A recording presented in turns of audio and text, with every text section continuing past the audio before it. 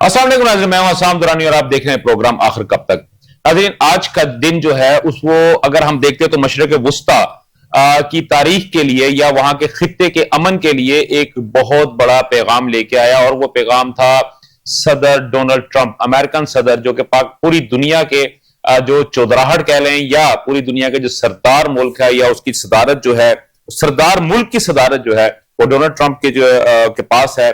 उनकी एक tweet I जिसमें उन्होंने ये बताया कि हमास और इसराइल के दरमियान में अमन माहिदा जो है उसका फेज 1 जो है वो साइन हो चुका है या होने के बिल्कुल करीब है और उसके बाद रफ्ता रफ्ता तमाम चीजें जो है वो अपनी नॉर्मल लाइफ की तरफ आना शुरू हो जाएंगी। नाज़रीन, अगर मैं आपके साथ थोड़ा सा अगर बैक पे हम जाते हैं तो 7 अक्टूबर सन 2023 का दिन जो था वो एक ऐसा तारीखी दिन आप कह सकते हैं, बल्कि तारीख में स्याह अल्फाज में या बुरे अल्फाज में लिखा जाने वाला दिन था, जहां पे इजराइल की जानब से गजा के ऊपर वहशियाना बमबारी और उस पर हमला जो था वो शुरू हुआ। और पहले दिन से ही लेकर आज के दिन तक अगर हम टोटल डेथ टोल की अगर बात करते हैं तो एक मोहतात अंदाजे के मुताबिक मोर देन 53,000 फलस्तीनीज जो हैं वो शहीद हो चुके हैं। और ना सिर्फ वो शहीद हो चुके हैं बल्कि बहुत सारे ऐसे जख्मी भी हो चुके हैं जो कि जिनकी आने वाली जिंदगी जो है अब वो इंतहाई कर्मनाक हो चुकी है। बहुत सारे बच्चे जो है वो भूख के हाथों बिलक बिलक के जो है वो उन्होंने अपनी जान जाने आफरीन के हवाले कर दी। बहुत सारी हामला खवातीन जो थी वो अद्वियात की कमी और अद्वियात ना मिलने की वजह से उन्होंने अपनी जान जाने आफरीन के हवाले कर दी। बहुत सारे शीरख्वार बच्चे जो थे वो खुराक की कमी के बायस जो है वो वफात पा गए। अब बहुत सारे लोग जो कि खुराक हासिल करने के लिए या इमदाद हासिल करने के लिए जब वो इकट्ठे हुए तो वहां पे सहूनी जो फौजी थे उनकी जानब से मुसलसल फायरिंग की वजह से वो शहीद हो गए। लेकिन जब डोनाल्ड ट्रंप की जानब से ये ट्वीट आई, अगरचे कि उससे पहले जो था दुनिया की तमाम तर कुव्वतें थी, वो ताकतें जो थी वो इस पॉइंट के ऊपर ये जोर लगा रहे थे, अपने तई कोशिश कर रहे थे कि किसी तरह इस मामले को सॉल्व कर लिया जाए और जो जेनोसाइड हो रहा है, जो नस्ल कुशी की जा रही है मुसलमानों की, फलस्तीन में मुसलमानों की, उसको रोका जाए और इसराइल को है उसको दोबारा उसकी जो सरहद है उसके पीछे लेके आया जाए। उस सिलसिले में जब बहुत सारे ममालिक के साथ बातचीत हुई तो वहां पे पाकिस्तान का अमल दखल भी उसमें उसी तरह शामिल है जिस तरह के दीगर ममालिक का है। बल्कि पाकिस्तान ने तो जब पाकिस्तान को यह कहा गया कि आप इसराइल को भी मंजूर कर लें, उसको कबूल कर लें, उसको एक्सेप्ट कर लें अपना सफारती सतह पे, तो पाकिस्तान की जानब से दो टोक जो जवाब आया कि वो 1967 का जो प्लान है, जब तक कि इसराइल अपने उस प्लान के ऊपर वापस नहीं जाता, उस नक्शे के ऊपर वापस नहीं जाता, अपनी फौजों को वापस नहीं बुलाता, उस वक्त तक 2 स्टेट थ्योरी जो है उसको हम नहीं मानेंगे, उसको हम कबूल नहीं करेंगे।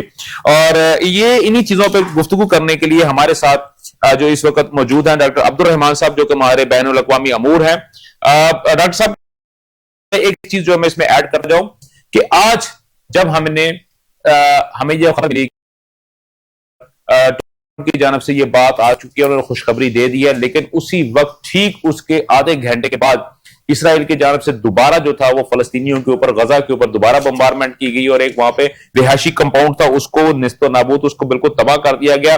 लेकिन उसके तकरीबन 2 घंटों के बाद नेतन्याहू की जानब से, या आप ये कह लें कि इसराइल की जो दारुल हुकूमत है या उनका जो प्राइम मिनिस्टर पीएमओ है, वहां से एक प्रेस रिलीज जारी की गई जिसमें यह कहा गया कि अब हमने इस वॉर प्रोसेस को भी रोक दिया गया है और अब हम चीजों को वापस लेके आ रहे हैं। अब यहां पे एक चीज जो है नोट करने वाली है और जो कि यकीनी तौर पे डॉक्टर साहब, मैं बेसिकली आप ये समझ लें कि ये आपसे क्वेश्चन ही मैं कर रहा हूं डॉक्टर साहब के इसराइल ने जितने भी लोगों को वहां पे कैदी किया हुआ उनको कैदी का नाम दिया जाता है, लेकिन पाकिस्तान तो खैर जो करेगा, लेकिन पूरी दुनिया के जितना भी मीडिया है, सोशल मीडिया है, प्रिंट मीडिया है, इलेक्ट्रॉनिक मीडिया है, वो इजराइली यहूदी जितने भी वहां पे कैद हैं उनके पास उनको कैदी नहीं कहता, उनको यरगमाली कहता है। और जिस बात का बल्कि जो इसी पॉइंट को जो है वो डोनाल्ड ट्रंप ने भी अपनी ट्वीट में लिखा है कि मैं भी उम्मीद करता हूं कि यरगमालियों की वापसी से जो है वो हालात और ज्यादा नॉर्मल होना शुरू हो जाएंगे। सर, सबसे पहले तो इस पॉइंट के ऊपर सर आप मुझे जरा अपना पॉइंट ऑफ व्यू बताएं sir. Thank you very much for having me in the media. बात दुरुस्त आपने कि देखें उनका एक डिफरेंट आइडियोलॉजी है, वो हमेशा उसी पर कायम है। वो जो कहते हैं वो करते, वो कह रहे होते हैं, फ्रांस में काफी हद तक जो है वो आपने देखा कि ट्रंप कभी जो वो कह रहे आमतौर पे एक ऐसी अनएक्सपेक्टेड सिचुएशन हम बात को नहीं कर रहे होते, वो बयान हैं। और यहाँ कमालियों की भी वो हमें वो इज्जत ममालिक था, दुआ ने कतर किया, जो शेख अदनानी है उन्होंने जो है किरदार किया की गवर्नमेंट हासिल गए, उसके जो ममालिक जैसे आप मौका है पहुंचा है कि आज जो हमें मालिक है निहत्ते मजबूर मकबूर तो किया उनके ऊपर जो जुल्म बदरियत आज तक उन मासूम बेचारे उनको सीधे मारते बुलेट और घरों उनके अमल तबाह कर दिया। एटलीस्ट आज वो जब वो हमारे में सांस लेते जो उनको आज तक जी अब्दुर्रहमान साहब sorry to interrupt you sir, मेरे ख्याल में शायद कोई टेक्निकल इशू है क्योंकि आप इस वक्त रशिया में मौजूद है और वहां पे माइट भी सम थोड़ा सा कोई आ रहा है। मैं अपनी प्रोडक्शन टीम से गुजारिश करूंगा सर, काइंडली आपको जरा एक दफा डिस्कनेक्ट करके दोबारा कनेक्ट कीजिए। उसी दौरान में हमारे साथ स्टूडियो में मौजूद है आयशा गौरी साहबा, और जो कि पाकिस्तान पीपल्स पार्टी को रिप्रेजेंट करती है, तो मैं इनसे भी इसके ऊपर इनका आपका भी एक इनपुट जो है मैं लेना चाहूंगा कि आप इस पूरे सिनेरियो को जो आपने भी देखा, हम लोगों ने तमाम के इसके ऊपर बाकायदा तौर पर प्रोग्राम भी किए, और खासतौर पर जब 7 अक्टूबर को हमास की जानब से इजराइल के ऊपर जब ये हमले शुरू हुए थे और उसके जवाब में जो था इजराइल ने जो था हमास के ऊपर और खासतौर पर फलस्तीन के ऊपर और फलस्तीन की निहत्ती आबादी के ऊपर जब उन्होंने ये हमले शुरू कर दिए थे, तो अगर मेरा जाती पॉइंट आउट लिया जाए या हो, तो मैंने भी बल्कि प्रोग्राम्स के अंदर यही बात की थी कि मुझे ये शायद 9/11 की एक सूरत हाल नजर आ रही है, एक और 9/11 की सूरत हाल नजर आ रही है, अल्लाह ना करे कि ऐसा हो।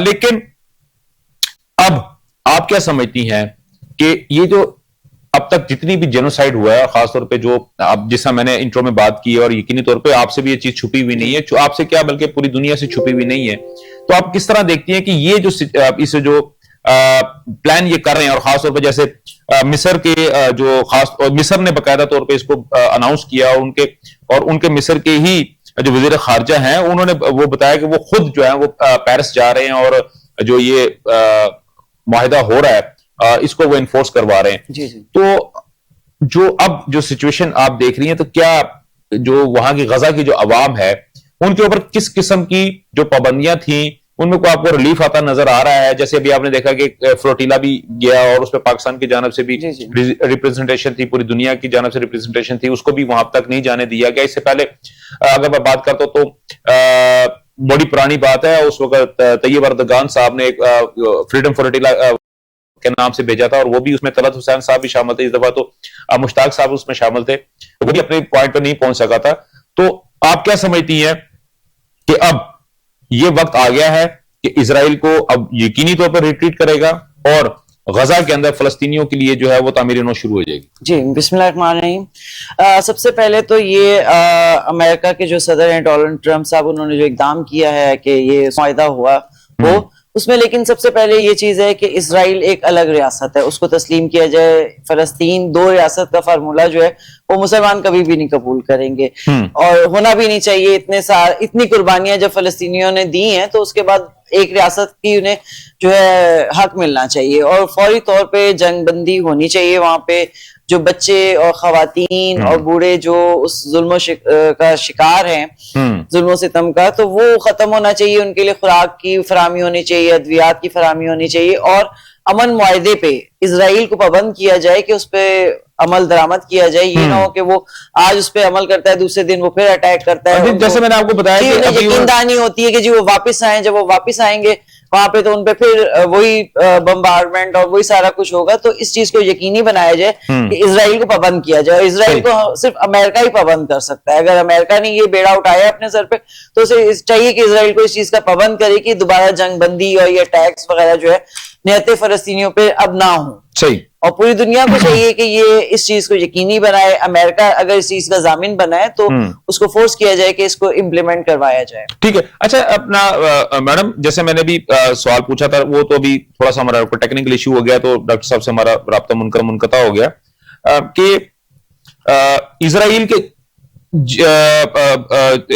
के जो लोग हैं जब वो गिरफ्तार होते हैं तो उनको यरगमाली का दर्जा दे दिया जाता है, लेकिन जब फलस्तीन के लोग आते हैं तो उनको जो है वो कहते हैं जंगी कैदी है। जी जी, वही बात है कि ये जंगी कैदी वाला लेबल भी उनके ऊपर से हटाना चाहिए। वो यरगमाली है, इसराइल के जुल्म सितम का शिकार हैं, तो वो मजलूम है, निहत्ते हैं। और इसराइल के फौजी अगर वहां पे मारा जाता है तो वो अपने जुल्म और बर्बियत के नतीजे में मुसल्ला फाज है, वो निहत्ते फलस्तीनी है, वो शहीद हैं और वो यरगमाली है। ठीक हो गया मैडम, आपको पॉइंट आ गया। मुझे अभी मेरी प्रोडक्शन टीम ने कहा कि डॉक्टर साहब के साथ उनका राब्ता दोबारा बहाल होगा। जी डॉक्टर साहब। डॉक्टर साहब। जी सर। जी सर। जी सर, वहीं से सर। जी सर, आप कंटिन्यू कीजिएगा सर, वहीं से फिर मैं आगे सर आपके साथ फिर मैं आगे चलता हूं सर। जी, मैं ये अर्ज कर रहा था कि आप इतने तिहाइयों के बाद आज भाई जो है हमारे निहत्ते मासूम मजबूर हमारे जो बच्चे हैं वहां पे उनको रखने और सिसकने वो इस वक्त अगर वो आज उनको रिहाई और जो जिनको की जा रही है, चले ने अपना आखिरी जाते करके हमें जो है डोमिनेट और फिर भी हमें जो है की कोई बात नहीं, समाप्त नहीं कर। कारण मैं यही फिर भी पक्ष दूंगा कि माली उनके माली हुकूमत वो भी फिर माली। ठीक हो सर, ठीक है, आपका पॉइंट आ गया सर, आपका पॉइंट आ गया सर। काइंडली अब मैं आपसे दोबारा जो आगे मैं एक क्वेश्चन और आपको सर पुट करना चाह रहा हूं, लेकिन सर उसका अगर जब जवाब देंगे सर काइंडली जरा थोड़ा सा जरा रुक रुक के बात कीजिएगा, क्योंकि आवाज जो आपकी जब थोड़ा सा स्पीड में बोलते हैं तो सर वो कटना शुरू हो जाती है। सर देखिए, अक़वाम मुत्तहिदा के सेक्रेटरी जनरल जो है उन्होंने कहा कि जी बहुत अच्छी बात है, दोनों फरीकैन को जंगबंदी के ऊपर आना चाहिए और तमाम के तमाम शराइत की वो पासदारी करनी चाहिए। इसके अलावा उन्होंने कहा है कि जो खास तौर पे जो असल पॉइंट जिसके ऊपर जो मेन पॉइंट है जो मैं आपसे पूछना चाह रहा हूं कि गजा में मौजूद 20 इसराइली यरगमालियों की रिहाई इतवार या पीर को मुतवक्किल है। तो सर क्या एक छोटी सी सिर्फ 20 लोगों की खातिर आप सर पूरी आबादी को मलिया मेट कर देंगे सर? जी बिल्कुल दुरुस्त फरमाया। इतवार का जो दिन है, इतवार का दिन एक्चुअली क्योंकि इतवार के दिन वहां पे हमने देखा कि वहां पे एक जिसके अंदर इजिप्शियन प्रेसिडेंट सदर ट्रंप को है और जो है उसका अमन का उसके ऊपर वहां पे उनको इनवाइट की। तो इस वजह क्योंकि एग्रीमेंट और ट्रीटी ऑफ पीस किया जाएगा, तो देख जो है इतना सक्सेसफुल ये इवेंट के बाद उनकी जो नेतन्याहू की उसका कोई आनत जो है उससे फिर रुक है, उसकी जमानत भी कहा है कि जमानत और वहां कायम की जाएगी गवर्नमेंट के तरफ। तो इसमें भी ये हम ये कि अगर वो खुद सरबराही जो गजा का जो तो खुद उन्होंने वहां पे अपने वहां पे वो पोस्ट की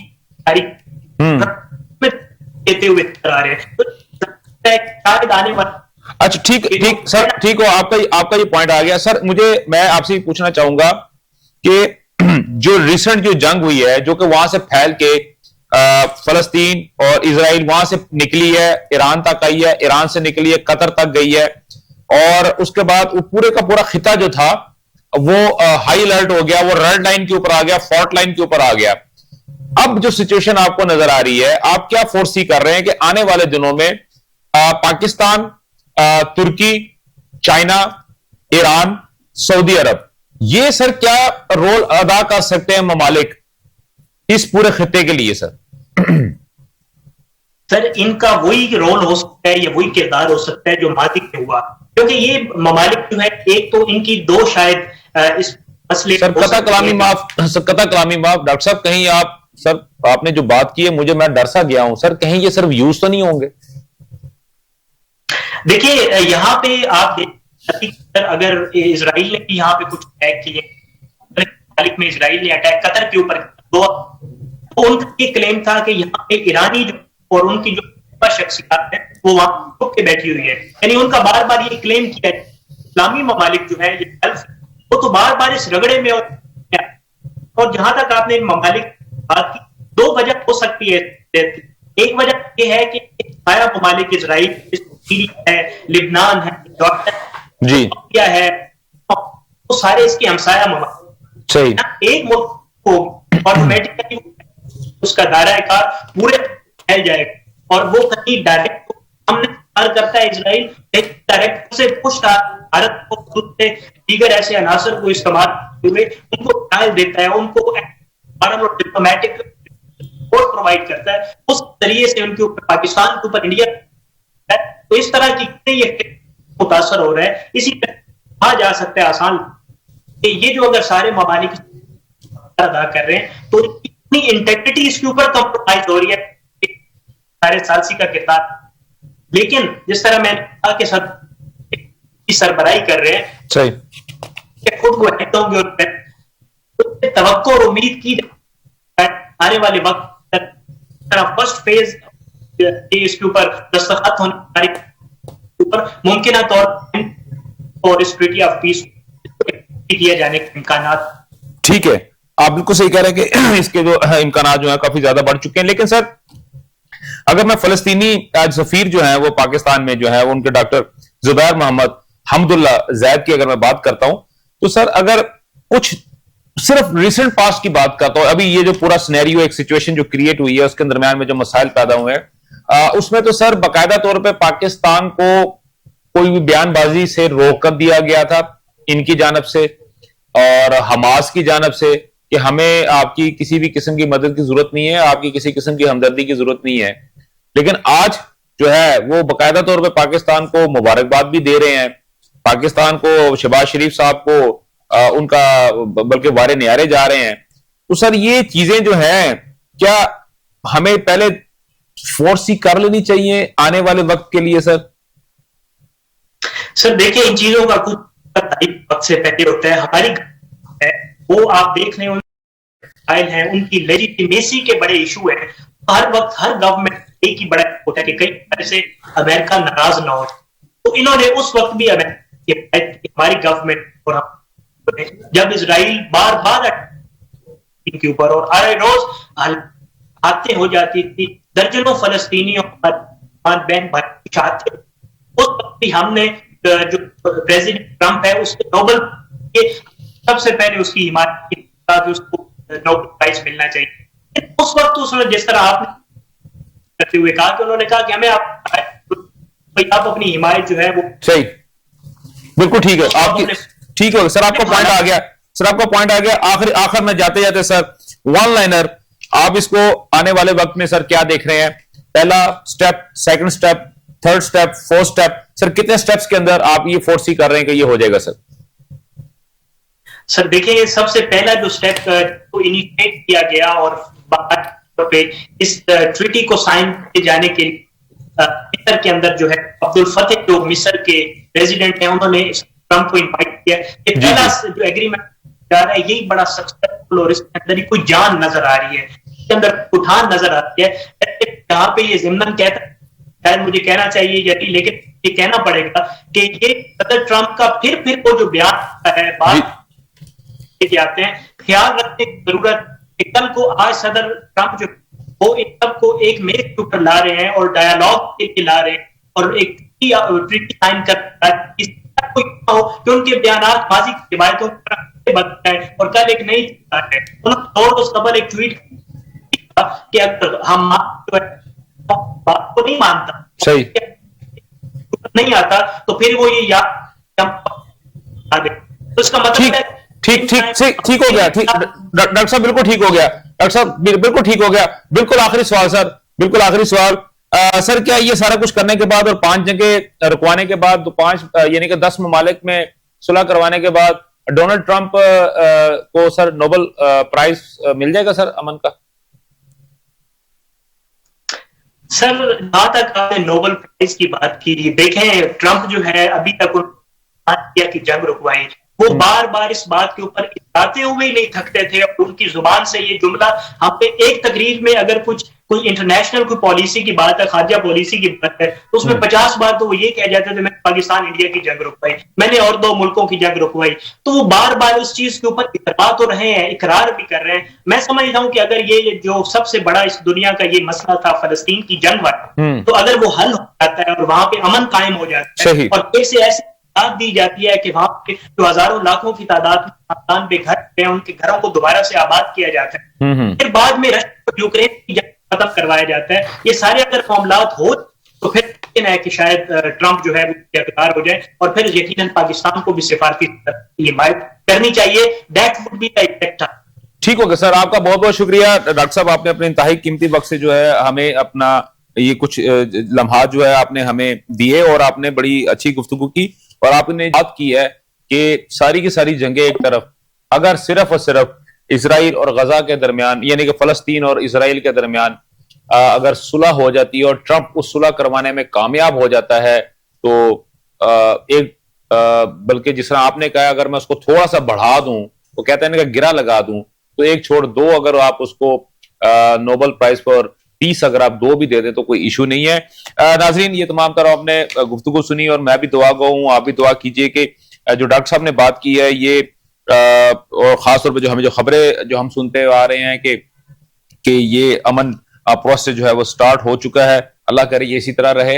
हमारे साथ मैडम गौरी जो है उन्होंने भी ये बात की है कि अल्लाह करे ये इसी तरह चलता रहे और जो जेनोसाइड हो रहा है वो खत्म होना चाहिए। नाजरीन, पहला हमारा जो था ये हमारा सेगमेंट यहाँ पे हम इसको हम क्लोज करते हैं और अब सेकंड सेगमेंट पे आते हैं जो कि हमने खिते की गुफ्तगू कर ली, हमने खिते के इश्यूज को हमने बात कर ली जो इस वक्त हमारी टॉप स्टोरी थी। अब आते हैं पाकिस्तान की इंटरनल पॉलिटिक्स के ऊपर और पाकिस्तान की इंटरनल पॉलिटिक्स में जो है ना कल से एक भूचाल आया हुआ है। वो कहना तो नहीं चाहिए लेकिन चाय की प्याली में एक तूफान है और वो तूफान ये था कि केपीके के सीएम अली अमीन गंडापुर साहब से जो है वो यक जुम्बशे कलम तो नहीं हम उसको कह सकते, यक जुम्बशे ट्वीट कह लें कि उनसे जो है वो सीएमशिप का इस्तीफा ले लिया गया क्योंकि ट्वीट के थ्रू या ईमेल के थ्रू फैसले करना, मैसेजेस भिजवाना और हुकूमत चलाना ये तो है एक पुराना वतीरा है पैटर इन चीफ तहरीक इंसाफ का। अगर उन्होंने कहना तो नहीं चाहिए किसी को डाइवोर्स भी करनी थी अपनी मिसिस को तो उन्होंने ईमेल के थ्रू मैसेज करके उसको डाइवोर्स कर दी और उनकी उस्मान बुजदार की अगर बात करते हैं तो मैसेज के थ्रू उनकी हुकूमत चलती रही और केपीके की बात करें तो वहां पे भी जो हुकूमत जो थी इस तरह मैसेजेस पे चलती रही। और इस इशू पे गुफ्तगू करने के लिए हमें JUI फे के रहनुमा जो है इंजीनियर मोहम्मद नबी उन्होंने हमें पेशावर से वीडियो लिंक पे ज्वाइन किया है और हमारे साथ मौजूद हैं स्टूडियो में आयशा गौरी साहबा। नबी साहब कैसे हैं सर आप? जी अल्लाह का शुक्र है। अस्सलाम वालेकुम। वालेकुम अस्सलाम। सर सबसे पहले तो मैं आपसे ताज़ियत करूंगा सर, आपका बहुत अच्छा बड़ी था सर जिसको कि उन्होंने आप सीएमशिप से हटा दिया, तो सर अब आप क्या करेंगे? जी बिल्कुल होना भी चाहिए हमारे साथ ये ताज़ियत ताज़ियत होनी चाहिए। हमको सब कुछ का पता है कि वो अली अमीन गंडापुर साहब कितना तगड़ा इंसान हुआ करता था, इमरान खान का राइट हैंड था। हाँ। जब 9 मई का वाकया पेश आया और इसके बाद वो जब अपने घर में महसूर कर दिया गया तो खान साहब की मुंह पे एक ही बात थी कि अली अमीन गंडापुर मेरे सबसे तगड़ा बंदा है। हाँ। और जितनी भी क्रिटिकल सिचुएशन है ये सब के सब मेरे अली अमीन गंडापुर ने हैंडल कर दिए। सही सही। और खान साहब को अली अमीन गंडापुर पे 100% ट्रस्ट था। सीएमशिप के लिए उनके कंधों पे हाथ रखना, पहले उनका नाम भी शामिल नहीं था, लेकिन इसके बाद जब खान साहब उधर गए तो अली अमीन गंडापुर के कंधों पे हाथ खान साहब ने खुद रख दिया और उनको सीएम बना दिया। फिर इसके बाद ये तो 2.5 साल इमरान खान के लिए जितनी जद्दोजहद अली अमीन गंडापुर साहब ने की थी, तो मेरे ख्याल में किसी और ने नहीं की थी। वो अलग बात है कि वो कामयाब हुआ या कामयाब नहीं हुआ, लेकिन जितनी भी कोशिश की तो वो सबके सामने बेचारा 7 जिलों को पैदल पार करते हुए इधर इस्लामाबाद से पेशावर ये तो सर आप ये जो उनका दर्द अलम और ये चीजें जो है ना, वो तो अब हमें ना बताएं सर, हमारा भी रोना निकल जाएगा, हमारे भी आंखों में आंसू आ जाएंगे। सर मेरे साथ बैठे हुए पीपल्स पार्टी की मैडम जो है आशा गौरी साहबा, और तो मैं सर ये भी देख रहा था, पूरा सेटअप देख रहा था। तो सर आपके पास जो है वो 18 सीटें हैं और मैडम की पार्टी के पास 10 सीटें हैं। तो कल को मैं सुन रहा था, रात को हमारे कुछ दोस्त हैं नबी भाई आपकी तरह ही, तो वो बता रहे थे कि हो सकता है कि मौलाना फजलुर रहमान जो है वो पीपल्स पार्टी के साथ मिल जाएं और हुकूमत जो है वो अफरीदी साहब के पास ना जाए, किसी और के पास ना जाए, वो आपके पास भी आ सकती है। तो मैं मैडम का जरा तजिया लेना चाहूंगा, बेसिकली इनका पॉइंट लेना चाहूंगा कि ये 23 सीटों के साथ आप 28 सीटों के साथ आपको 73 का एक मैजिकल फिगर चाहिए, वो कैसे पूरा करेंगे आप?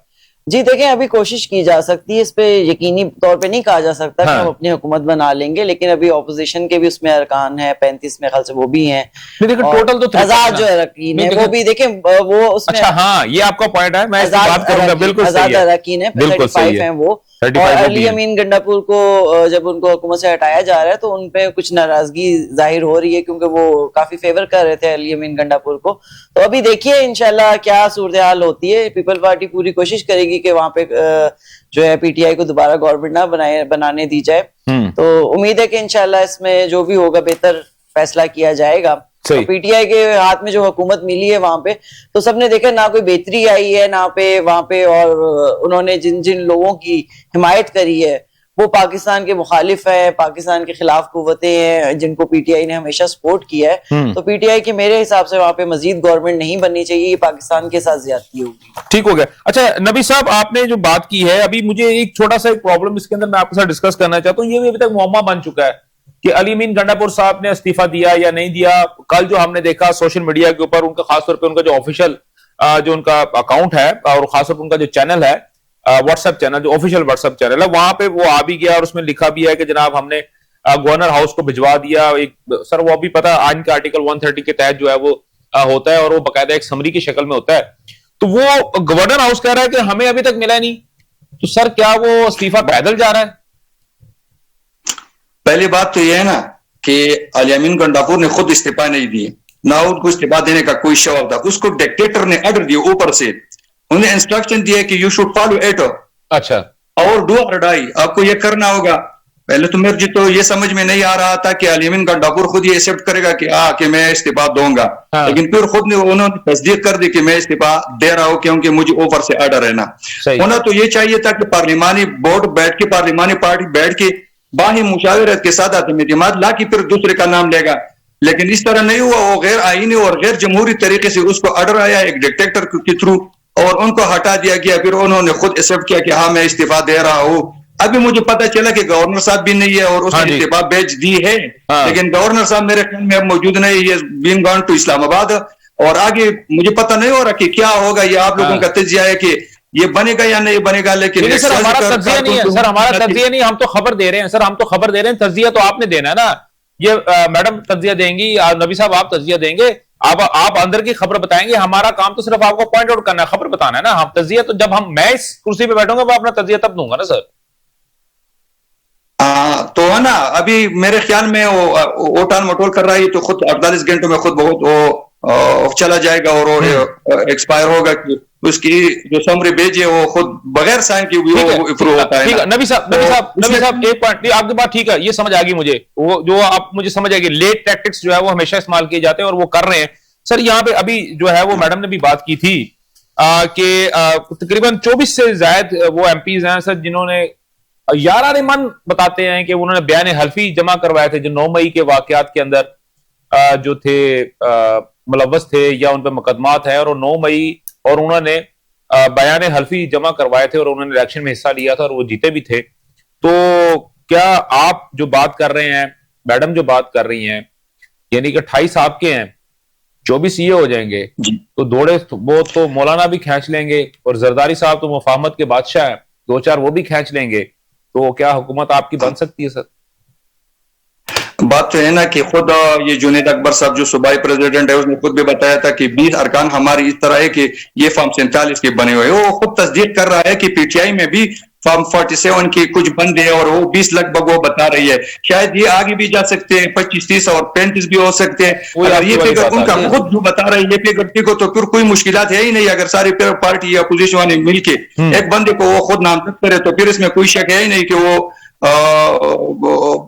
न जीत पाए, क्योंकि वो 27 अपने बनते हैं और 20-25 का वो खुद एतराफ कर रही है और 3-4 तो घसीट लेके आएंगे, फिर तो कुछ मुश्किल है ही नहीं। दूसरी बात ये है ना कि क्या इसका मतलब ये हो सकता है कि आप भी सर जुनैद अकबर साहब को या खासतौर पर अगर अली अमीन गंडापुर साहब को अगर आपके साथ सलाम दुआ करते हैं तो शायद आपकी बात बन जाए और अली अमीन गंडा साहब को आप सपोर्ट दे के दोबारा फिर वजीर आला की सीट पे ले आए अपने पैनल के ऊपर, और पीपल्स पार्टी जो है गौरी साहबा की जो जमात है वो भी आप लोगों के साथ मिले और 3 जमातों का कॉम्बो हो जाए और अली अमीन गंडापुर साहब जो है दोबारा सीएम की सीट पे आ जाए। Is it possible sir? अभी तो कोई इस तरह का फैसला नहीं आया और न पार्टी मुशावरत आई है, लेकिन हो सकता है इस तरह, क्योंकि जब फिगर वो दूसरे साइड से पूरी हो रही तो खुद बहुत फिर चांसेस बनते हैं ना। और ये हमारा ये मौकफ नहीं है न पीपल्स पार्टी का, न मुस्लिम लीग का और न जेयूआई का है। ये शेख वकास अकरम ने अब खुद बताया कि हमें पता ही नहीं है कि ये हुक्म किस तरह इमरान खान ने उनको दिया और सीधा अली अमीन गंडापुर ने फॉलो कर दिया। तो वो खुद भी बता रहा है कि दाल में कुछ काला काला लग रहा है ना।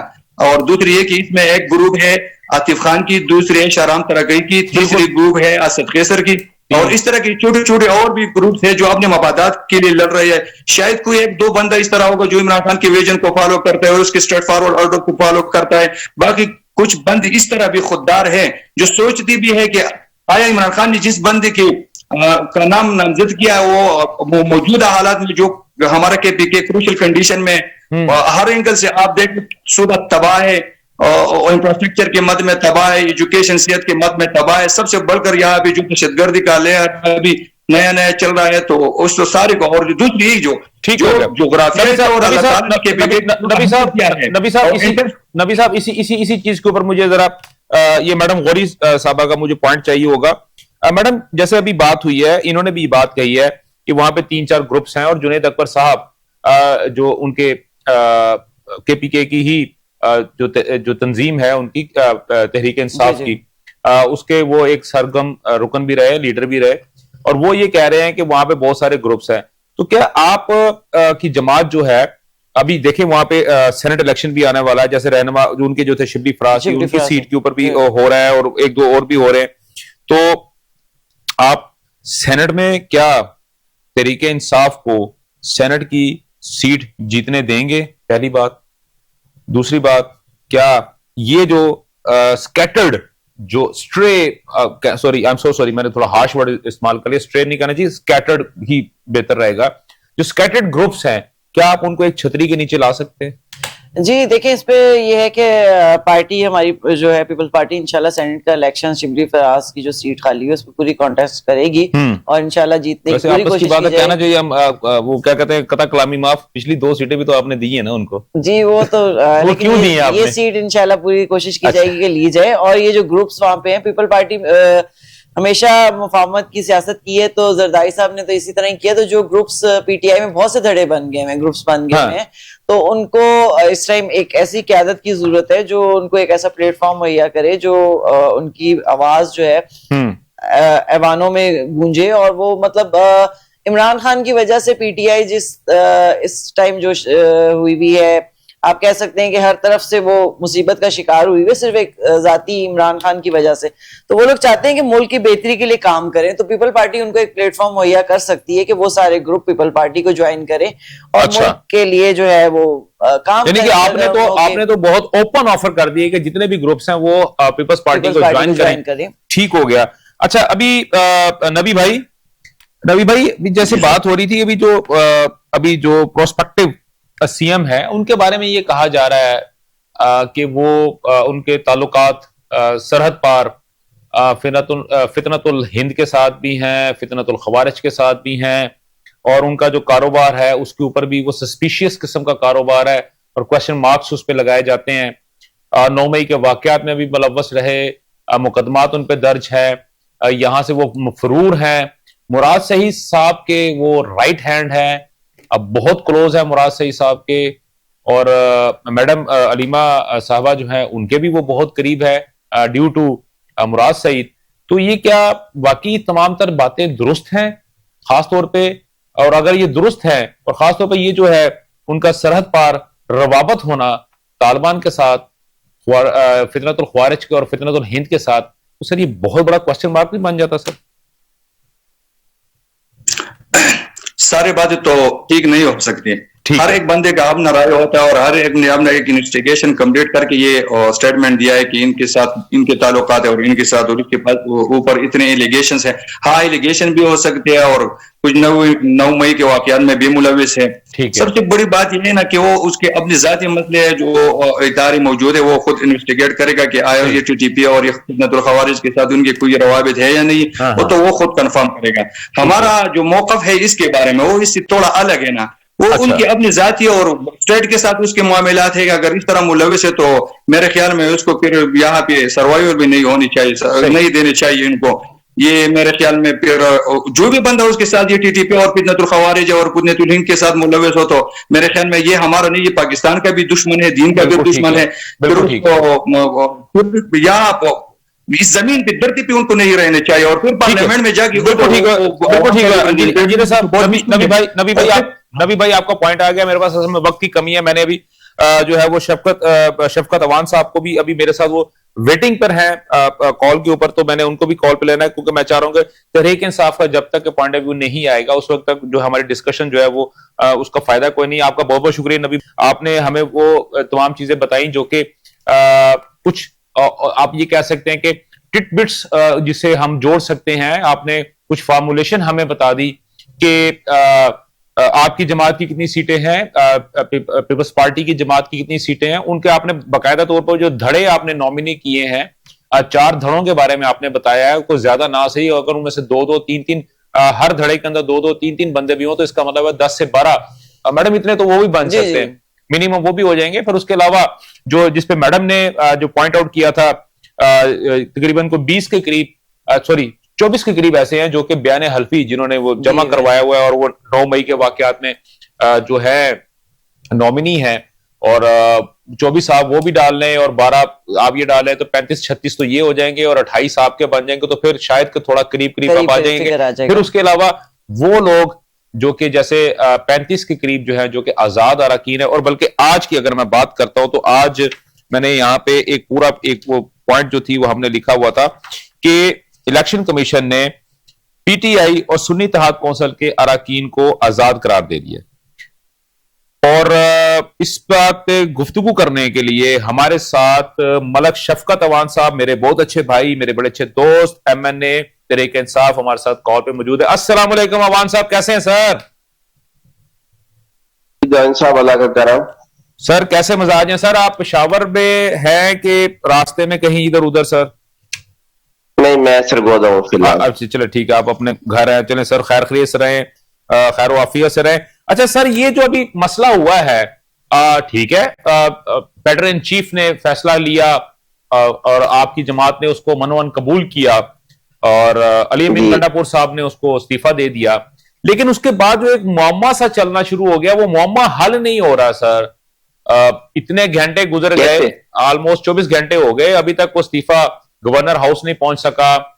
नीचे जो है जिनको अपने नॉमिनी किया है उनके बारे में चाहे गोइयां शुरू हो चुकी हैं। तो सर आप इंतहाई शोरश ज़दा जो सूबा है, जिसकी सिचुएशन पहले फ्लड ने खराब की, फिर उसके बाद आपको पता है फ्लड तो से पहले सर ये जो मुसलसल बैरूनी जो इंसर्शन उसमें हो रही थी, इंसर्जेंसी जो हो रही है वो, और उसके बाद फ्लड आ गया, फिर उसके बाद पॉलिटिकली अनस्टेबिलिटी। तो सर आप इस सूबे को किस तरह संभाल पाएंगे, आप तहरीक इंसाफ जो है? पाकिस्तान तहरीक इंसाफ जो अपना सीएम बनाएगी जी, वो किसी से पूछ के नहीं बनाएगी, जो हम समझेंगे कि सूटेबल है और जिसको होना चाहिए, जो पार्टी फैसला करेगी। हाँ जी। अब ये तो हमारा फैसला है ना, किसी को पसंद आए या ना आए। हाँ ठीक है, हमें तो इससे कोई सरोकार नहीं है। हाँ सर, वो कहते हैं सोहेल आफरीदी, जी जी, सोहेल आफरीदी पाकिस्तान तहरीक इंसाफ का कारकुन है, पाकिस्तान तहरीक इंसाफ का एमपी है और पाकिस्तान का शहरी है। बिल्कुल है।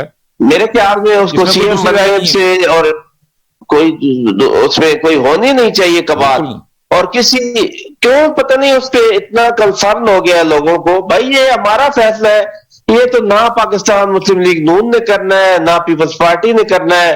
हाँ, मुकाबला करना है तो आए, 100 बिस्मिल्लाह, अपने बंदे जोड़े, मुकाबला करे, हम कोई कौन सा मना कर रहे, लेकिन ये हमारा फैसला तो हमें करने दे। ठीक ठीक है, आपका फैसला, वो आपने सब बिल्कुल सही है, आपका हक है, आपका सियासी हक है, आपका कानूनी हक है।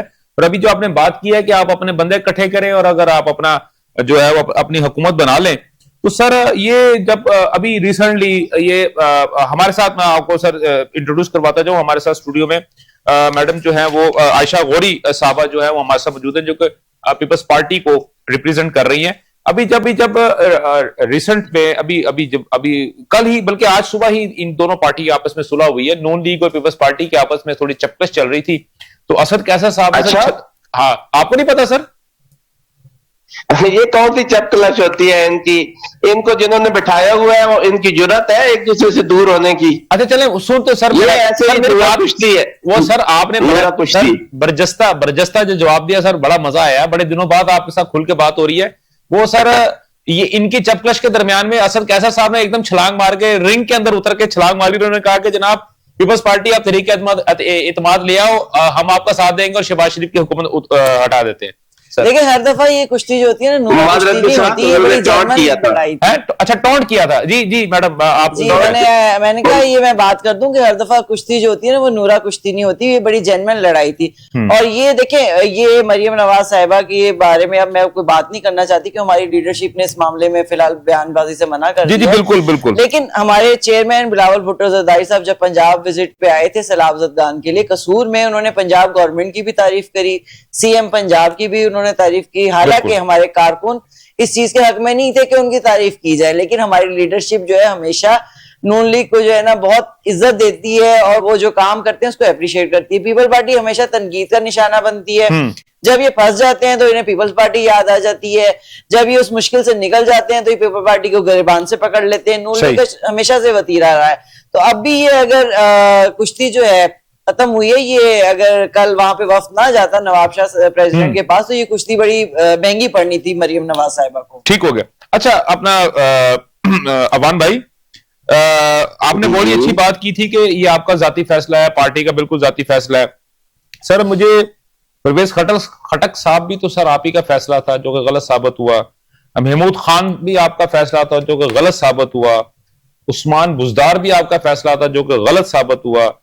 अली अमीन गंडापुर का फैसला मुझे नहीं पता सर वो गलत हुआ या पॉजिटिव हुआ, वो बाद में अभी आने वाला वक्त बताएगा। तो सर क्या इसी तरह सोहेल अफरीदी का भी आज ही किसी प्रोग्राम में कह रहा था दुरानी साहब कि जब पाकिस्तान पीपल्स पार्टी पे बुरा वक्त आया तो मुस्तफा खर जैसा बहुत बड़ा आदमी छोड़ गया, और जब मुस्लिम लीग नून पे बुरा वक्त आया तो उस वक्त पता नहीं जावेद हाशमी साहब से लेकर कौन कौन चले गए, और पाकिस्तान तहरीक इंसाफ पे जब बुरा वक्त आया तो उसके भी कई साबका सीएम और साबका वज़रा चले गए। ये तो होता है जब बुरा वक्त आता है पार्टियों में, उस वक्त ही तो आप लोगों की पहचान होती है बंदे की। सर लेकिन इन पार्टियों तो ये कोई ऐसी पार्टियों ने ये रूटीन की बात थी। जी शफकत भाई, लेकिन इन पार्टियों ने ये कभी नहीं कहा कि ये हमारा फैसला गलत साबित हुआ। इन पार्टियों ने कभी नहीं कहा। जी देखिए, हम मुनाफिक नहीं है, हम बात खरी करते हैं। ठीक हो गया, बिल्कुल ठीक हो गया। कोई मुनाफकत करे तो उसका फिर अल्लाह हाफिज है, जब एक फैसला आपका गलत साबित हो और आप माने नहीं, जब 25 करोड़ लोगों को पता हो कि आपसे गलत काम हुआ है, यही तो मेरे लीडर, बात तो सुने, यही तो मेरे लीडर की पहचान है कि वो कोई गलती करता है तो वो मानता भी है। जब बाजवा साहब को एक्सटेंशन दी है तो कौम से माफी मांगी है कि गलत काम किया है। अच्छा, तो इसलिए अच्छा, खान साहब ने माफी मांग ली कौम से कि मैंने बाजवा साहब को एक्सटेंशन दी?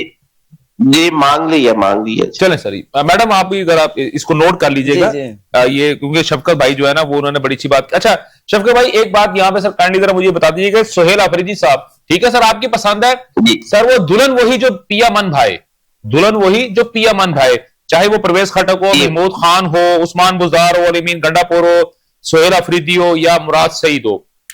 तो सर सोहेल अफरीदी साहब तो मुराद सईद साहब के राइट हैंड है, ये आपको भी पता है, पूरी दुनिया जग जाहिर है। तो सर मुराद सईद साहब का जो मामला है वो स्टेट के साथ कैसा है ये आपको भी मालूम है, ठीक है। मुराद सईद पाकिस्तान तहरीके इंसाफ का हीरो है। हाँ, मुराद सईद पाकिस्तान तहरीके इंसाफ का एहसास है। मुराद सईद हमारा बहुत बड़ा लीडर है। मुराद सईद जो है वो एक एसेट है हमारा, और उससे आगे कुछ पूछना चाहते हैं तो वो भी बता देता हूँ। तो ये अली अमीन गंडापुर के बारे में भी यही आज तक कह रहे थे, लेकिन उसको तो बेचारे को बहुत, हम अली अमीन गंडापुर को कौन सा पार्टी से निकाल दिया है, और चेंज होते रहते हैं, आज किसी और की ड्यूटी लग गई है। तो वो मकसद टारगेट दिया। हाँ सर, ये देखे ना, ये बात जो मकसद अली अमीन गंडापुर को पूरा नहीं कर सके। बिल्कुल बिल्कुल दुरुस्त बात। एक तो खान साहब की रिहाई था, दूसरा हुकूमत और रियासत पे हमले थे जो वो भरपूर तरीके से नहीं कर सके। आयशा इस तरह करते हैं कि वो जो हुकूमत और रियासत वाली जो आपने बात की, अगर हम उसको थोड़ी देर के लिए स्पंज कर लें, लेकिन शफकत भाई ये तो कहा जा रहा था, यारान मन आप जैसे जो भाई हैं हमारे, वो हमें खुद बताते थे कि एक शर्त पे खेलूंगी पिया प्यार की बाजी, जीतूं तो तुम्हें पाऊं, हारूं तो पिया तुम्हारी, कि विद इन 2 years अली अमीन गंडापुर साहब जो है वो पैटर्न चीफ को जेल से बाहर निकाल देंगे, रिहा करवा देंगे।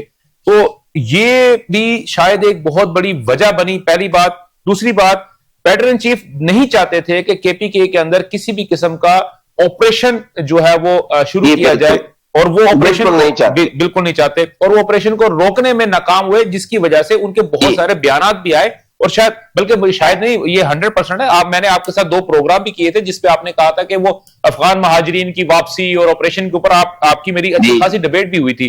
तो सर वो कहते हैं कि 2 ऐसी चीजें हैं जो कि वो नहीं रोक सके, नहीं कर पाए, उसमें एग्जीक्यूट 100% नहीं हो सका, जिस वजह से उनको सजा के तौर पर उनको कहा कि भाई घर चले जाओ। सजा नहीं है। अगर कोई बंदा परफॉर्म अच्छा ना कर रहा हो तो उसको उसकी पोजीशन से हटा के किसी उससे बेहतर के रिप्लेस करना, उसको सजा नहीं होती। ठीक है, उसको सजा नहीं होती, बल्कि बेहतरी के लिए कोशिश होती है। सर पूरी दुनिया ने कहा उस्मान बुज़दार को हटा दो, सर पूरी दुनिया ने कहा उस्मान बुज़दार को हटा लो, इसकी परफॉर्मेंस किसी काम की नहीं है, बिल्कुल नहीं है, ये आपको तबाह कर देगा, बर्बाद कर देगा। दुरानी साहब, जी सर, दुरानी साहब आप ही जवाब दे दे कि हमने उस्मान बुज़दार को नहीं हटाया तो भी हमसे गिला, आज एक तो हटा दिया है तो फिर भी गिला, किस बात से खुश है वो बता दे, हटाने या ना हटाने। सर मसला ये है, वो कहना तो नहीं चाहिए, मैडम मेरे साथ बैठी है, वो कहते हैं कि वो जब इंसान के मुकद्दर खराब हो ना तो ऊंट पे बैठे हुए को भी वो ना 4 पांव वाला काट लेता है। तो सर आज के मैं यही कहूंगा कि आपके मुकद्दर खराब है। जी मैडम आप क्या कहती हैं? बिल्कुल भी नहीं। अच्छा, बिल्कुल भी नहीं। पाकिस्तान बेसिकली बात ये हो रही है ना कि अली अमीन गंडापुर साहब को हटाने की मेन वजह, कोई मेन सोर्स तो अभी कोई खास ऐसा पार्टी की तरफ से जो उन्होंने कहा है कि जी उनकी तवक्कुआत पे पूरा नहीं उतरे, तो जो तवक्कुआत उनसे की जा रही थी उस पर वो पूरा उतर जाते तो मेरे ख्याल से शायद इमरान खान साहब खुश हो जाते, लेकिन वो तवक्कुआत ऐसी थी कि जिससे मुल्क को, कौम और रियासत और हमारी अफवाज पे बहुत ज्यादा उन्होंने उंगलियां उठानी थी, जिसपे वो नाकाम रहे हैं। तो शायद अब ये जो लाए जा रहे हैं साहब सोहेल अफरीदी साहब, इनका बैकग्राउंड जिस तरह का है, दहशतगर्द तंजीमों से इनका ताल्लुक बताया जा रहा है, अब बॉर्डर पार तंजीमों से इनका ताल्लुक, तो शायद इसीलिए इनको लाया जा रहा है कि वो वहां पे फितना फिसाद मचाया जाए, खैबर पख्तूनख्वा में मजीद खूनरेजी हो। तो अली अमीन गंडापुर साहब अगर वो नहीं कर सके तो इमरान खान साहब को उसका गुस्सा है। दूसरा, अलीमा खान साहिबा से भी उनकी कुछ इख्तलाफात थे, और एक उनका बयान जो शायद आप लोग की नजर से गुजरा होगा, इजराइल के बारे में भी अली अमीन गंडापुर साहब ने बयान दिया है कि 2 रियासत वाला फार्मूला जो है ना नाकाबिले कबूल है। तो उससे वो बात भी आ जाती है कि कहीं ना कहीं यहूदी लॉबी जो है वो भी गुस्सा खा गई है शायद कि अली अमीन गंडापुर ने ये बयान क्यों दिया। मैडम आपकी सोच पर और आपकी नहीं, ये बहुत ही अली अमीन गंडापुर का बयान 2 दिन पहले ही आया है, उसके बाद उसका इस्तीफा मांग लिया गया उस बेचारे का। वो आपका हीरो था, बुशरा बीबी उसके साथ सड़कों पे फिरती थी, लॉन्ग मार्च और हुकूमत गिराने के लिए फौज के खिलाफ 9 मई के कैदी छुड़ाने के लिए बुशरा बीबी उसके साथ। अब वो इतना बेचारा बुरा हो गया। ठीक हो गया मैडम आपका पॉइंट आ गया। अपना शफकत भाई ये तो चलें चीजें चलती रहेंगी। सर देखें जो असल जो खबर है जिसके ऊपर मैं बेसिकली आपसे एक आपका पॉइंट आउट आपका इनपुट लेना चाह रहा हूं कि इलेक्शन कमीशन ने पीटीआई और सुन्नी इत्तेहाद के अरकान को जो है वो आजाद करार दे दिया गया। तो अब वो जो आप ही को पता है, जुनैद अकबर साहब ने खुद कहा था कि हमारे जो असेंबली है उसमें 92 के करीब जो आपके मेंबरान हैं, अब वो खुद जो है उनमें से मेजोरिटी जो है वो फॉर्म 47 की है। तो सर क्या आपको ये थोड़ा सा डाउट या फियर नहीं महसूस हो रहा कि वो एक नंबर ऑफ एमपीएस जो कि मसलहतन आपके साथ जी बिल्कुल जुनैद अकबर साहब की कोई ऐसी स्टेटमेंट मेरी नजरों से नहीं गुजरी कि उन्होंने अपने एमपीएस को फॉर्म 47 का कहा है। अच्छा, बिल्कुल भी ऐसा नहीं है। चले मैं सर अपनी टीम को कहता हूं सर वो आपको यकीनी तौर पर उसके लिंक आपको चेक कर लें जी, आप इसको थोड़ा सा चेक कर लें। ठीक हो गया। और कतन भी कोई एक बंदा भी हम सबको आजाद कर देना, हम सबको पहले इन्होंने बड़ी बोलियां लगाई हैं 1-1 अरब और 1.5 अरब और 80-80 करोड़, ये हमको आजाद क्या हमें आजाद तरीन भी कर देना। तो ठीक होगा सर, बिल्कुल ठीक होगा, बिल्कुल ठीक होगा। बात सुन लिया करें, बात सुन लिया करें दुरानी साहब, ये तल्ख बातें होती है, मेरी बातें सुन लिया करें। सर आपके साथ सारा नहीं है, किसी की जरूरत नहीं है कि पाकिस्तान तहरीक इंसाफ के लोगों को खरीद सके। हाँ। ये बिल्कुल हमें आजाद छोड़े, जो मर्जी कर दे। और दूसरा मैडम जो कह रही थी 2 स्टेट वाली बात, तो भाई हम तो खड़े हैं इस बात के साथ कि बिल्कुल ये 2 स्टेट नहीं है। हाँ। और जरा अपनी हुकूमत से भी पूछें और वजीर आजम से भी पूछें जिस हुकूमत में बैठे हैं, जिसने ट्वीट किया है और पाकिस्तान का सर शर्म से झुका दिया है, अभी पढ़े भी नहीं थे पॉइंट्स और उनको मान के और ट्वीट भी कर दिया। ठीक हो गया, आपको पॉइंट आ गया। नाज़रीन मेरे पास वक्त बहुत कम है और आपसे मैं जुड़ चाहूंगा, लेकिन 2 स्टेट थ्योरी जो है उस पे editor in chief Tehreek Insaf का जो बयान है वो इन गुनाहगार कानून ने खुद सुना हुआ है, खुद अपनी आंखों से देखा हुआ है, यूट्यूब पे मौजूद है। मैं अपनी टीम से कहता हूं कि वो बयान जो है आपके पास पहुंचा देंगे और आप जो बात कर रहे हैं वो उस बात को डिनायल जो है वो आपके पैटर्न चीफ ऑलरेडी कर चुके हैं, या आप जो बात कर रहे हैं बेसिकली आप पैटर्न चीफ की बात को डिनाई कर रहे हैं। अपना और अपना घर वालों का, अपने प्यार करने वालों का बहुत बहुत ख्याल रखिएगा। मुझे और मेरी प्रोडक्शन टीम को इजाजत दीजिए। अल्लाह हाफिज। पाकिस्तान पाइंदाबाद।